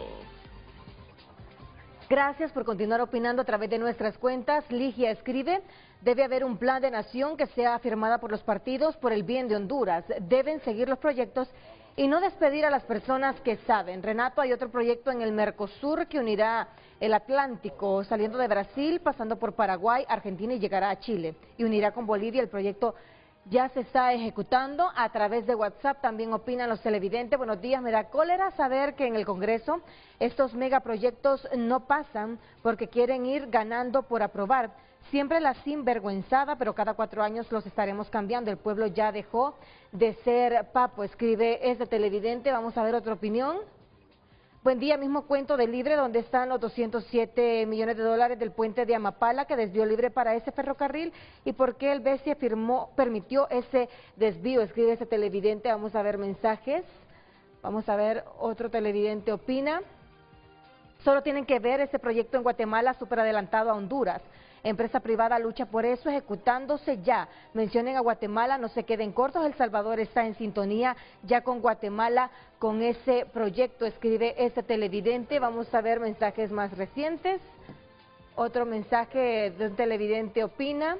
Está bien el proyecto interoceánico, sin embargo es aún mejor el tren intercentroamericano que una con el tren Maya de México en construcción y el tren de Panamá que está en proceso. Honduras tuvo excelentes vías de tren con las bananeras y que a esta fecha estuviéramos mejor posicionados. Y nadie es culpable de la destrucción del ferrocarril y del país bananero, que ahora importamos el banano. Éxitos continuos por Honduras y felicidades a los expositores, ingeniero Óscar Ochoa Mendoza de Ciguatepec, que escribe este mensaje. Muchas gracias, sigo opinando a través de nuestras cuentas 9773-6065 y Frente a Frente HN en redes sociales. En Frente a Frente nos interesa tu opinión.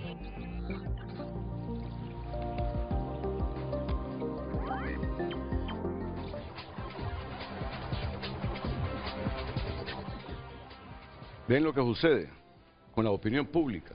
Okay. Cuando se fomenta la esperanza. ¿Ven lo que sucede con la opinión pública cuando se fomenta la esperanza? Pero ellos tienen razón porque no se ha socializado claro. esta cuestión. Hablan de México, hablan de Guatemala, hablan...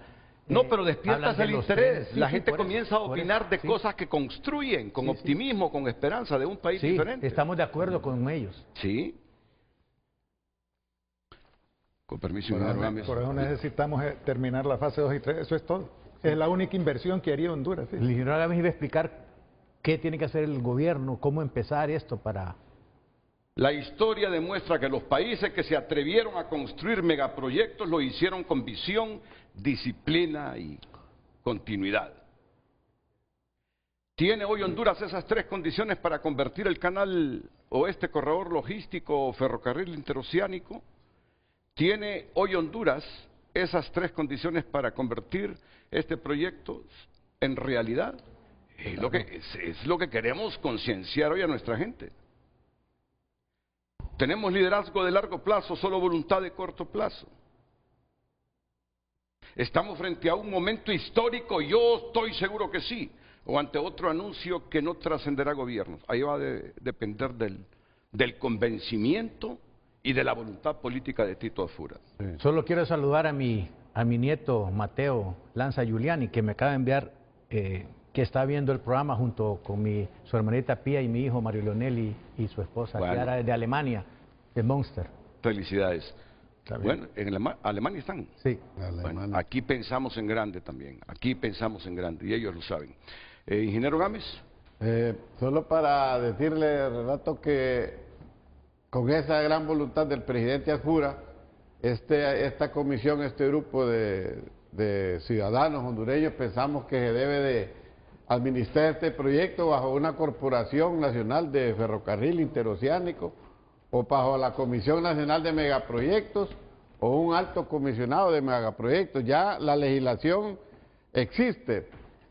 Cuando yo fui diputado, Renato, junto con el abogado Rivera Taura, impulsamos precisamente esta ley de la Comisión Nacional de Megaproyectos.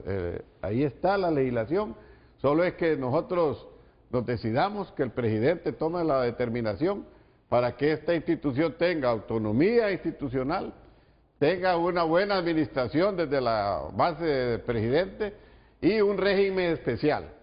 Un régimen especial que le permita a usted agilizar para contratar los mejores, fíjese bien, especialistas hondureños y también los mejores especialistas internacionales. Sí, yo sé que el presidente y su gobierno en este momento están trabajando cómo resolver esa conflictividad, esa precariedad que tenemos en el seguro social, en los hospitales públicos, pero no quita que decida empezar con un grupo de hombres y mujeres a volver una realidad este proyecto. Sin duda. Sí. Comentario final, don Tito Livio Sierra. Como usted decía, don Renato, no quiero irme de la tierra sin ver las posibilidades de iniciar ese proyecto. A estas alturas tengo una nietecita linda, tiene 1 año y medio, es la única nietecita que tengo y solo me pongo a pensar en el futuro de ella, en Priscilita. Digo yo, estoy viendo el futuro de nuestros nietos, nuestros hijos, nuestros nietos para adelante. Quiero dejar esa luz para que todos vivan mejor que nosotros, ¿verdad? Y este tipo de proyectos nosotros lo tenemos bien planificado. Solo esperamos que el gobierno nos apoye, terminar la fase 2 y 3. Con eso nosotros le entregamos el plan de desarrollo de Honduras y Centroamérica al presidente de la República y al presidente del Congreso. Los dos tienen que definir esta cuestión y nosotros se lo entregamos, eso es todo. Sí. Mario. Bueno, yo quiero terminar con Proverbios 29:18, que dice que un pueblo sin visión perece. Y varias versiones de la Biblia dice como donde no hay visión, el pueblo se extravía. Donde no hay visión, el pueblo se desenfrena. Sin visión, el pueblo perece. Y finalmente, que quede claro que este es un plan nacional de desarrollo basado en ciencia, tecnología e innovación.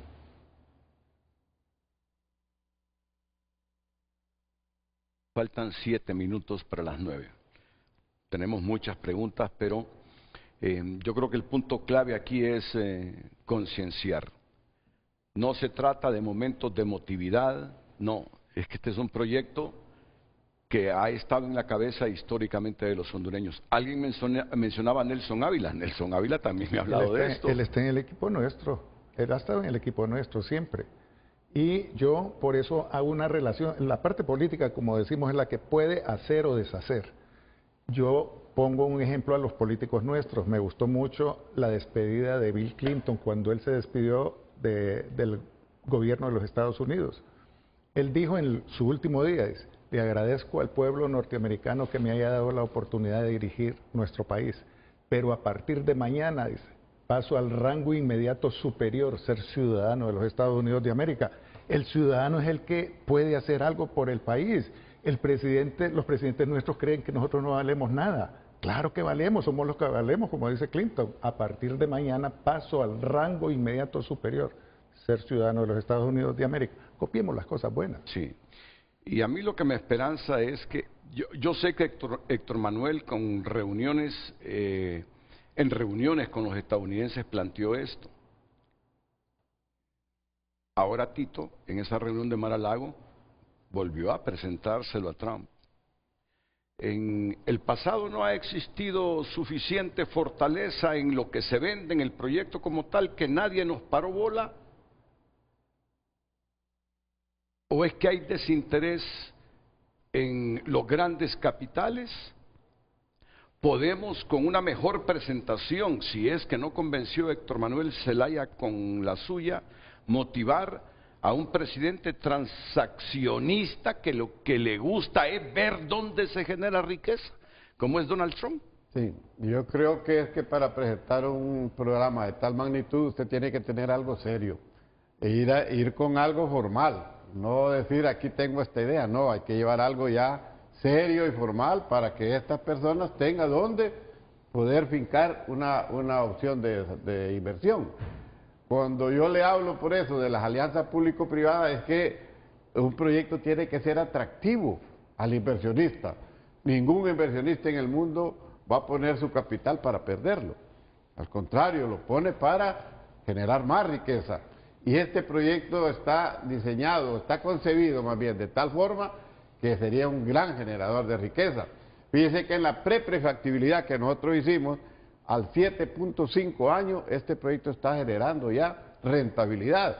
Oiga bien, con 40.000 millones y que a los 7.5 usted está ya obteniendo rentabilidad, quiere decir que es un proyecto de mucha, pero mucha alta rentabilidad.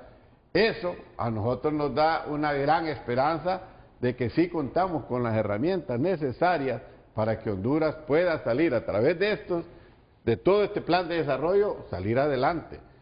Yo no quiero aquí, ¿cómo le dije?, polemizar en esto, de que X, Y, Z persona haya sido el dueño de la idea de este proyecto. No, aquí, como decía el doctor Livio, debemos incorporarnos todos los ciudadanos hondureños debemos de poner nuestro granito de arena para sacar adelante este proyecto. Y yo tengo, fíjense, tengo la fe, tengo la esperanza que el presidente Azura va a respaldar esta iniciativa, porque es el Partido Nacional el que le ha dado forma como le dijera, presupuesto a este proyecto. En aquel momento, cuando yo fui ministro, fue que contratamos la fase número 1. Sin esa fase este proyecto no existiría. Esto fue lo que le dio la vuelta al mundo, este video, esto salió y los países de otra dimensión dijeron, pucha, en Honduras podemos ir a invertir en este proyecto. Y ahora tiene la oportunidad una administración nacionalista de seguir adelante. Y yo creo que sí lo vamos a lograr.